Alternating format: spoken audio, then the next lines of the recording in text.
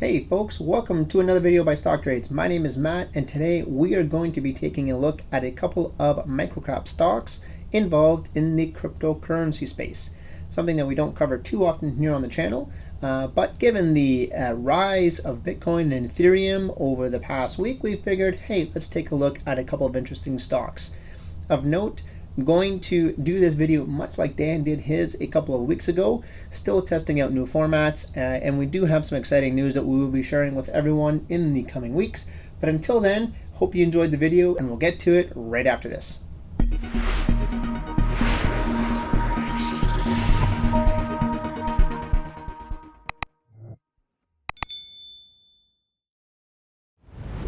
So investors looking to get exposure to the crypto space, they have a myriad of choices, from buying the cryptocurrencies directly to miners and exchanges, asset managers. There are plenty of options for investors.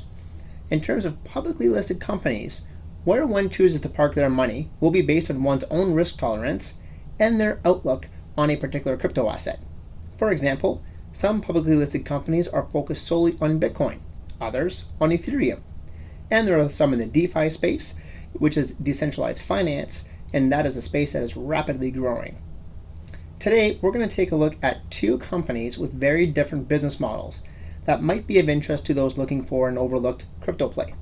Of note, both of these companies are small caps. In fact, one of them is a microcap, and they trade on the NEO exchange.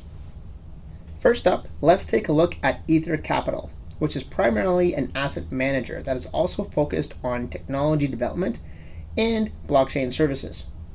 According to the company, these key pieces of infrastructure will pave the way for mass use and adoption of Ethereum and Web3 platforms. The company is led by a combination of crypto experts and investment bankers. The company's CEO, Brian Mosoff, is a member of the Investment Industry Regulatory Organization of Canada, so the IIROC, cryptocurrency working group that is helping to shape Canada's regulatory crypto framework. Under a consultant agreement with Purpose Investments, Ether Capital has also helped launch both the Purpose Bitcoin ETF, so that's BTCC on the TSX, and the Purpose Ether ETF, ETHH on the TSX index. Most importantly though, the company has significant investments in two cryptocurrencies, Ether and MakerDAO, and it's also an early stage investment in Wire. At the time of filming, assets under management are valued at $214 million for Ether, $10 million for MakerDAO, and $2 million for Wire. That's a combined total of $226 million assets under management. Today, Ether Capital has a market cap of only $168 million, so this presents investors with an attractive risk to reward proposition. While the gap has closed in the past week, at current prices, Ether Capital is trading at a 25% discount to total asset holdings and a 27% if one wants to include Ether only. At Stock Trades Premium, we've talked about this a few times with members, and at one point the discount to Ether holdings was close to 40%. While I don't expect the company to trade in line with assets given it doesn't generate too much revenue, at least not yet, I'd say fair value is at approximately 10% discount to assets. Not surprisingly, whenever the company has traded at a 20% discount or more to Ether holdings, it has proven to be a buying opportunity. So full disclosure, this is one I own, and I've actually topped up a couple of times, each time around 30 to 35% discount to Ether holdings, and pretty happy with it so far, and it's one that investors should take a look at. Next one we're going to look at is one that I actually bought this past week, and that is Coin, tokens.com, Coin on the NEO. Tokens.com went public only a few months ago, and it provides investors exposure to staking and DeFi, so once again, that is decentralized finance. In fact, it might be the only publicly listed company that is laser focused on generating revenue through crypto staking. So you might be asking yourself, what is staking? Well, in simple terms, it is locking in your crypto holdings for a period of time to help support a blockchain. In return, stakers are rewarded in the form of crypto tokens. There is no need to go into the technical details for the purpose of today's video. But if you're interested in learning more about staking, one is encouraged to research proof-of-stake blockchains. That'll give you a really good idea of what staking is all about. So how does tokens.com make money, and how do they generate revenue? Simply, tokens.com generates money by purchasing cryptos and staking them. In turn, they get rewarded with additional tokens, which are then recorded as revenue. These tokens can then be restaked for additional revenue. So you see here there's a compounding effect. The company is primarily focused on decentralized finance, and it has 11.5 million in USD worth of digital assets as of end of June 30th, 2021. Through the first 6 months of the year, it generated approximately $260,000 in staking revenue, and it's a number that's expected to grow as more cryptos are purchased and staked. The company is primarily invested in 5 different cryptocurrencies: Rose, Ethereum, Bitcoin, Polkadot, and BNB Binance. You'll see here the 11.5 million that it was worth at the end of June. The company used the proceeds from its public offering to purchase these digital assets for the purpose of staking. In their last update, management did announce that these funds were fully deployed and staked by the end of June. It's also worth noting that investors aren't going to get a really good idea of staking revenue until the third quarter.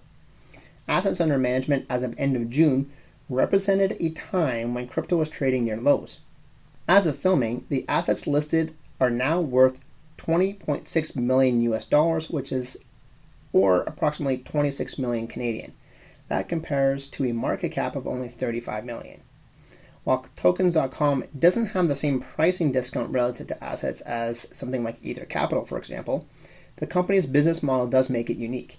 The process of generating revenue through staking will provide consistent revenue, and as mentioned, it is the only publicly traded company with a focus on crypto staking. To top it all off, Coin has not benefited from the recent crypto bull run. The company's business model and the fact that it has been an industry laggard is actually what led me to taking my first initial and speculative position in the company this past week. I must stress that this is very much a speculative position. Investing in cryptocurrencies is going to be incredibly volatile, especially when you're investing in microcaps such as Ether Capital and tokens.com. I do like these two companies. I'm attracted by their business models. I also like the safety of the underlying assets that they currently own and the discounts to which they are trading as compared to many peers in the industry.